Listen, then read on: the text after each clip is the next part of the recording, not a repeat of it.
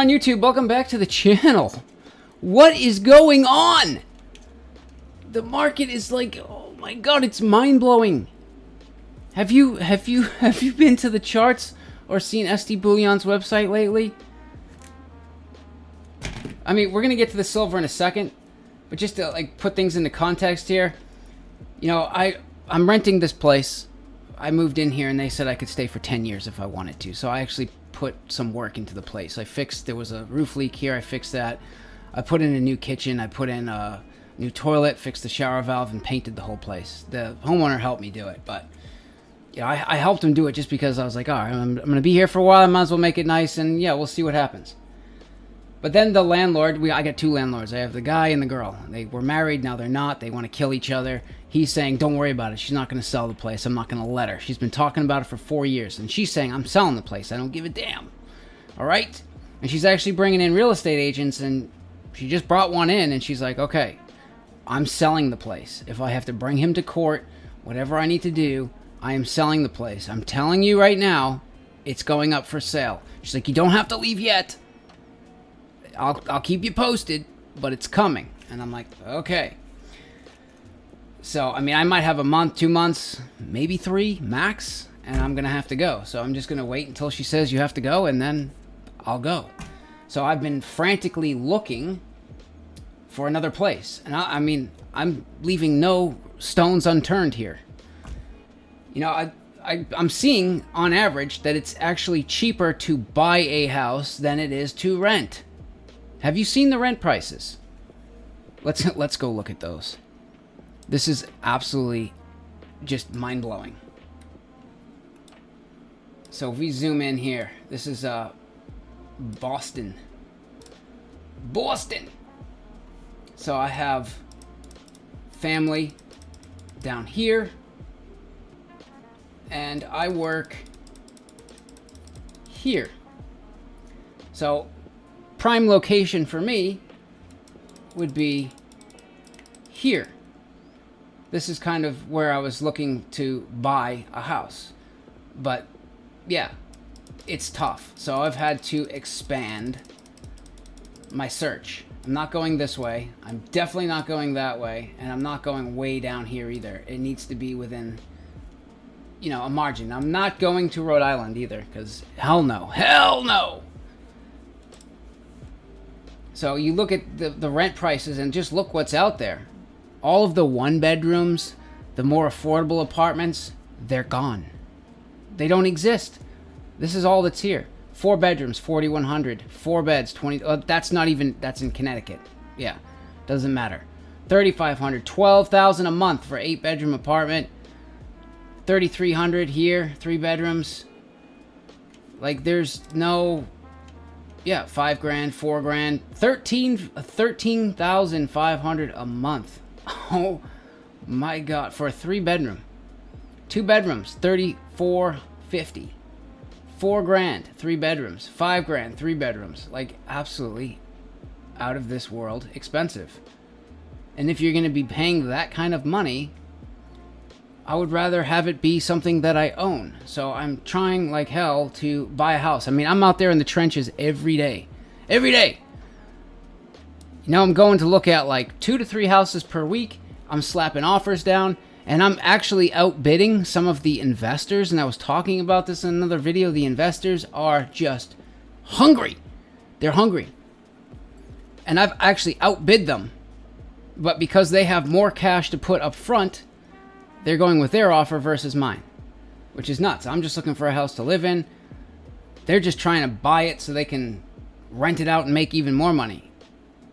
And that's the thing, like, why is this happening? Maybe is it because of Biden's policies and he's just allowing people to pour over the border at a record pace, and we don't have the housing and the places to put all of these people, and it's causing maybe these issues? Like, maybe that's why rents are so high?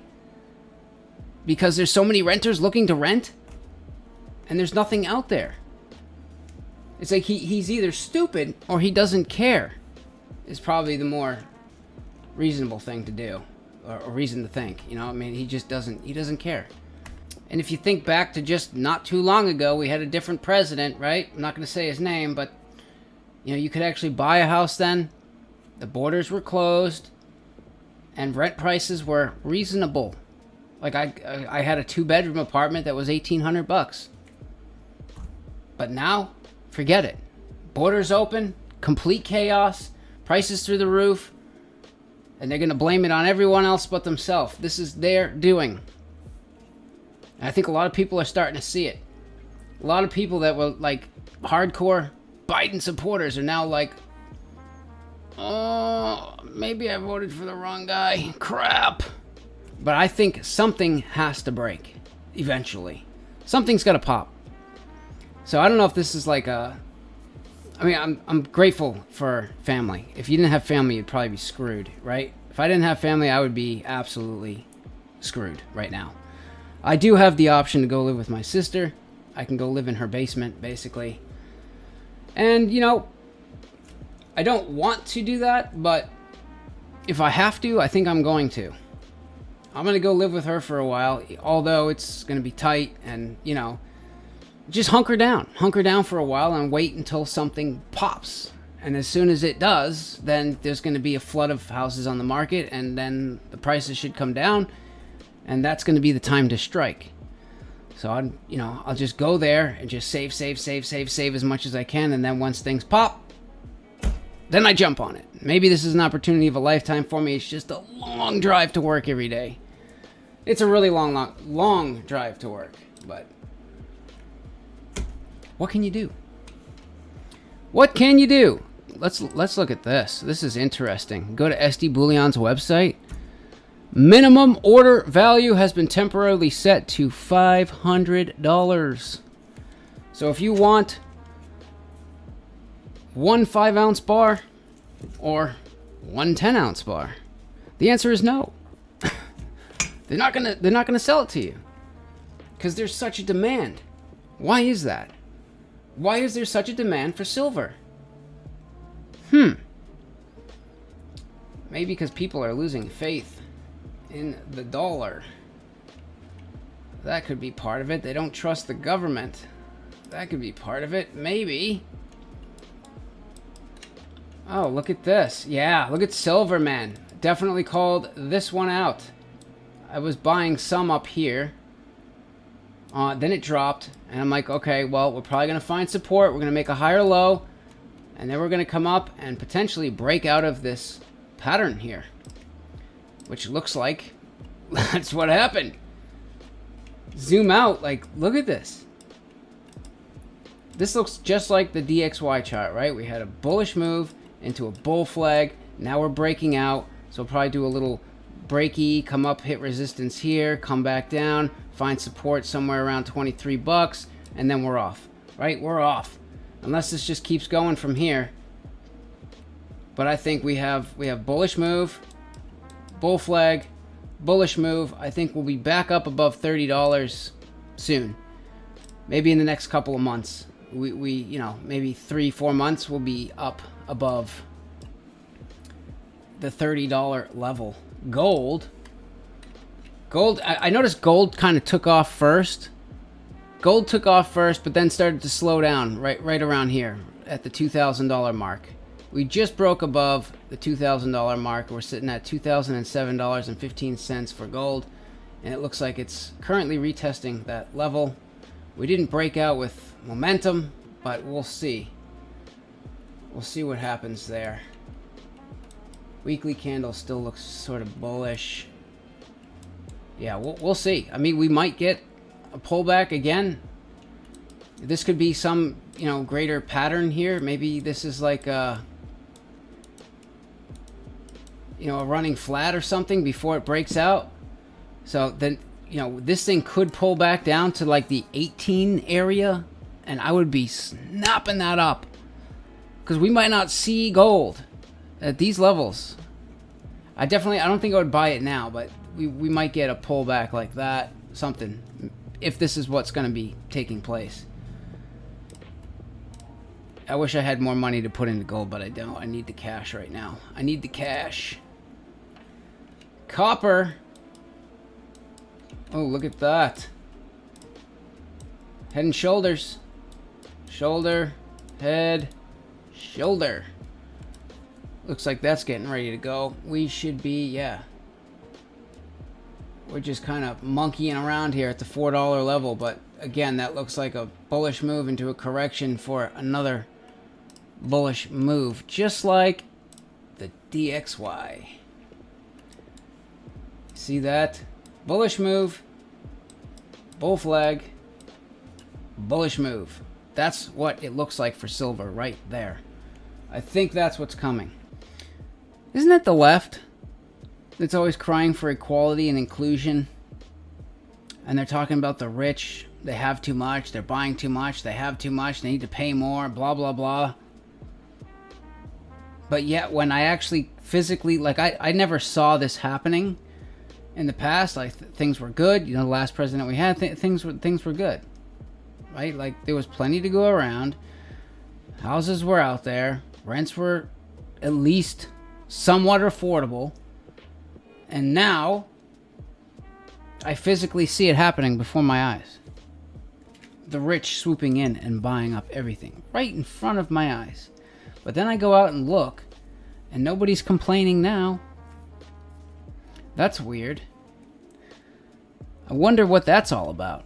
And then you see the silver spike, and actually I noticed something interesting. The first couple of times when silver demand was not crazy, I went to a silver shop, and I could tell right away, the second I walked in the door, that everybody in that room had the same political views as I did. They were all right-leaning. They all didn't trust the government, and they were trying to protect themselves, right? And then we had this whole silver spike. I went to the silver shop just like a week ago, and this particular time I went, I could tell that not everybody in the room was right-leaning. There was a few in there that were kind of, they definitely weren't like hardcore, like, you know, activist type lefties, but they were maybe on the fence now. Like, oh, maybe I made a mistake because things are getting kind of bad. That's an interesting little piece, I guess. But it seems like everybody, no matter who you voted for, are starting to realize that things are going to get bad. Things are going to get bad for a little while. And they were warned. They were warned. Remember back in the beginning, Trump wanted to shut down he wanted to shut down the airplanes right away. Right away. But they started calling him a xenophobe. He wanted to stop the virus before it got into the United States. They started calling him a xenophobe and all this crap. So he left them open. The virus gets here, and after it's here, then they're like, okay, now you can shut it down. And they were like, well, when you shut down the economy. And he's like, I don't want to shut down the economy. I don't think we should shut down the economy. That's not a good idea.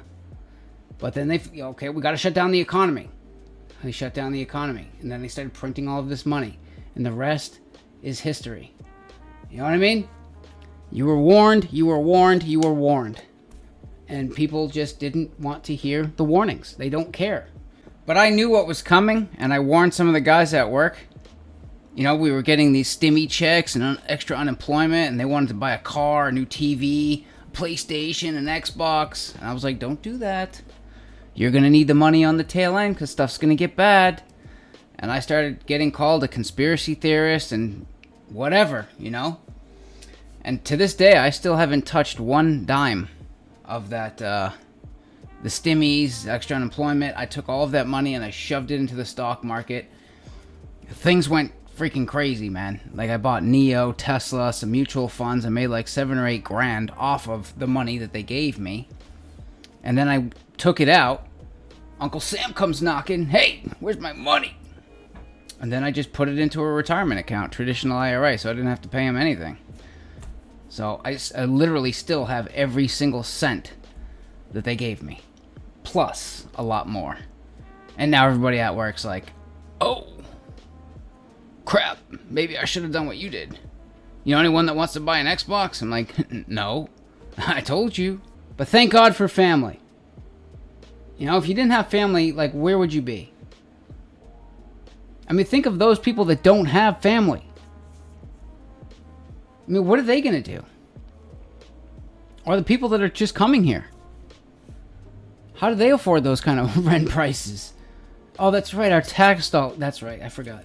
I'm definitely not going back to the roommate situation. I can tell you that. I've had some doozies, man. I've had some real doozies in the past. And I know I'll probably get called a homophobe or whatever for this, but I don't care. Like, I don't care what you do. Honestly, I don't. I don't care if you want to... And I said this to the guys at work the other day just to see what they would say. I was like, hey guys, if I let my hair down and put on some lipstick and came in a short skirt, would you guys think differently of me? I just want to see their reaction. General consensus is no. They don't want to see me in a skirt. But yeah, I mean, I had one roommate that I lived well with because he was clean and quiet. I was clean and quiet. We did our own thing. It was great. But then one winter, oil prices were high, and we're like, you know what? We have the third bedroom. We could move in another roommate and then free up some extra cash. So we did. You know, this guy moves in, and he's like, can you help me move some stuff in? We're like, all right, fine. We go out there, and we grab this big trunk. It's like the same size as the big totes that I stuff my metal in out in the basement. I mean, it was a big bin, and it felt like there was a body in there. And we're like struggling. We're like... knocking into walls, we're knocking things over in the house, we slam it down on the floor and the lid pops off, and we both look down and we're like, oh my god, what did we just do? It was full of dildos to the top, and one of them, I kid you not, was this big around at the base. Yikes. Not even 2 weeks goes by, and my roommate says that he saw a little crack in the door. He looked through the crack because he could smell something funny. And he's like, hey, this guy is smoking something in our house, and it's not weed or tobacco, it's something else. I'm like, well, what is he smoking out of? And he went in the room and took a picture of it, and he's like, I was like, well, that's a meth pipe. He's smoking meth in our house. So I came home, and I said, you're out of here today. You're leaving. Give me the keys. And he was like, no, I'm calling the cops. And I'm like, they're already on the way, dude. You're smoking meth in our house. And he's like, here's the keys. I'm out of here. I'll be back for my stuff tomorrow. I'm like, great. So let's put on our thinking caps here for a second and talk about gold. And I don't see anyone else on the internet talking about this. I don't know. My brain just kind of... I don't know. I think this is a good question. I'd like to know what you guys' thoughts are on this particular topic. So gold has always been a monetary metal first. It's always been money.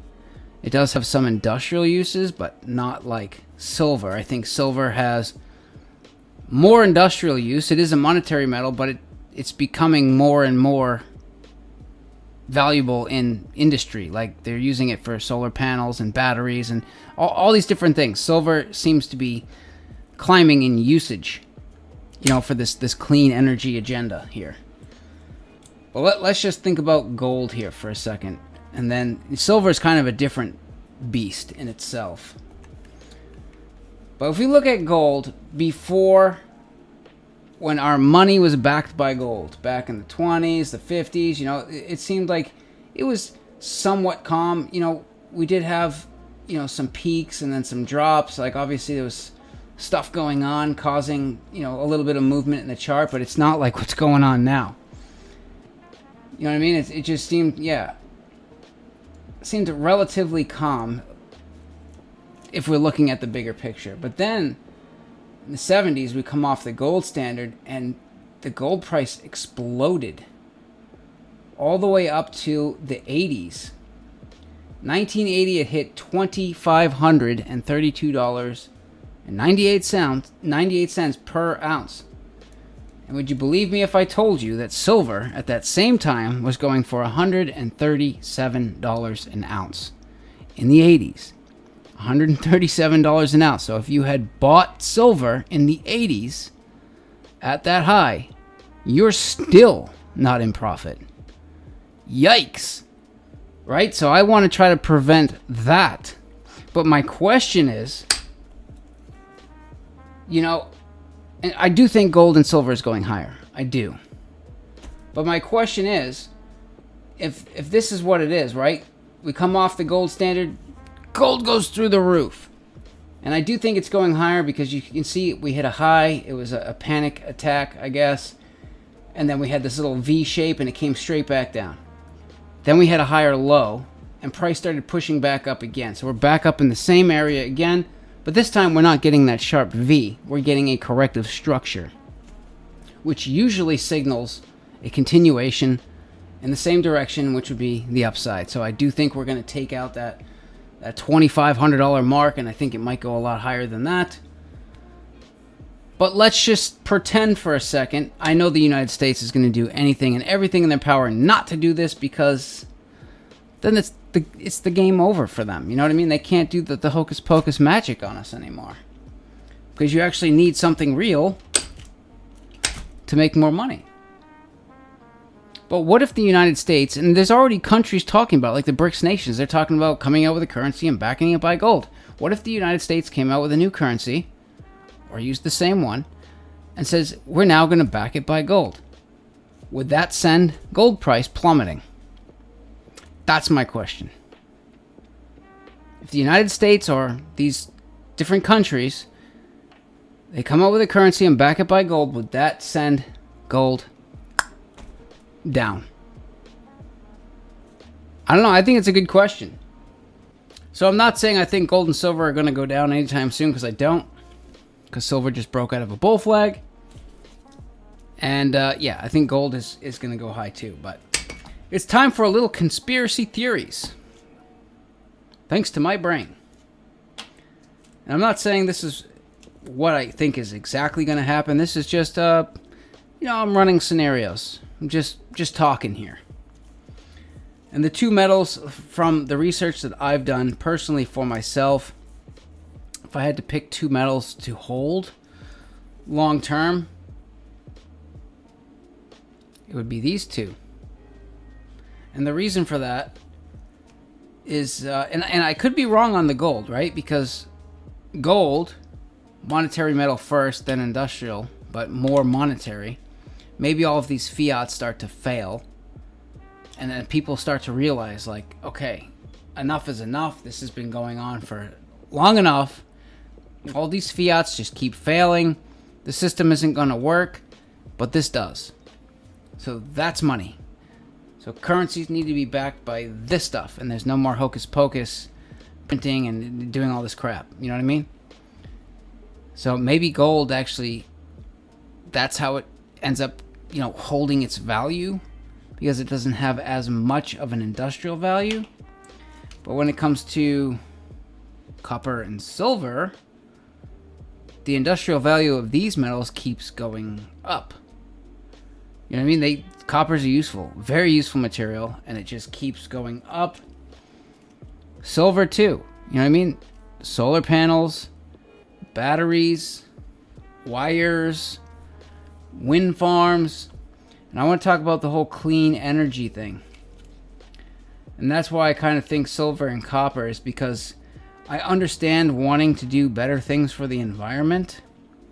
But if you just say it out loud and say, okay, we're going to get off fossil fuels, and everybody's going to have a solar panel on their roof and a battery in their house, and they won't need to pay for energy from outside sources. Wait. We wouldn't have to pay for energy? Come on. Really? Come on. Are you buying that? I don't know. Why is Bill Gates buying all this farmland and not planting anything on it? Let's think about the dino juice for a second. I'm not saying this is actually what's going on. I'm just brainstorming here. So the dino juice, right? Eventually it will run out, and it is a good idea to go after, clean energy alternatives. 100%. I don't disagree with that. But you look at the dino juice, you gotta go find it. A lot of manpower and hours doing that, because you're drilling and tapping some kegs to see what pops. And then you find it, and then you have to drill it. You gotta pump it out. You gotta put it into trucks. It has to go to refineries. It gets refined down into different grade products, and then it gets shipped out again to different locations to be dispersed. So there's a lot of pumping, refining, and there's a lot of emissions and manpower in between. So that's going to be their argument, right? Oh, it's so bad. All these emissions.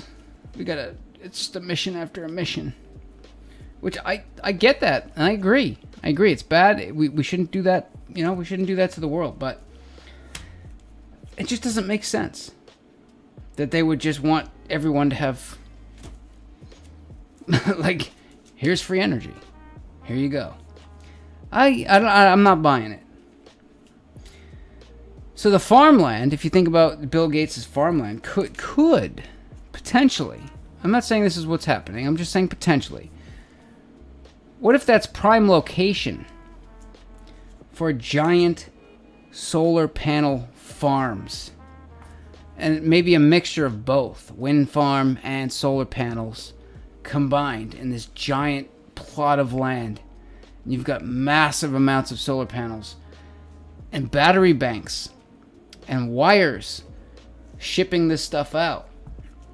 So now you don't have to go look for the energy because it's right there. It's right there. And then the energy goes from there into the solar panel, into the battery, and then it gets dispersed via wires instead of trucks. So there's no emissions. So they're basically getting, it's a huge upfront cost because of all the solar panels and batteries and all of that stuff, which only mega rich would be able to afford, and the land. And then after, there would be no competition, really. It would be the mega rich that could pull off something like that. And maybe it is a great leap in humanity. But if there's no competition and you have one complete person in control of everything, that just, I don't know how, that doesn't seem good. But what if you had these large battery banks? They're getting the energy from the sun into the solar panel, into the battery, then it's getting shipped straight to you via wires. And there's no trucking, there's no refinery, there's none of that. And it all sounds good, right? I mean, that would be cool. But then they could charge whatever they wanted. There's going to be maintenance on the solar panels, there's going to be maintenance on the batteries. But then what? Oh, it hasn't been that sunny this week, so we're going to jack the price up. Oh, yeah, this month we had an entire month of rain here, so yeah, your electricity bill is going to go from this to this. Oh, we had a natural disaster, so yeah, your energy's going whatever they want. So, I like to look at things at many different angles. You know what I mean? So here's a different argument that I have for gold, silver, and Bitcoin. And I'm interested to get you guys' opinion on this topic. So the reason I say Bitcoin and not Ethereum and all the other ones is because Bitcoin is proof of work. There's competition.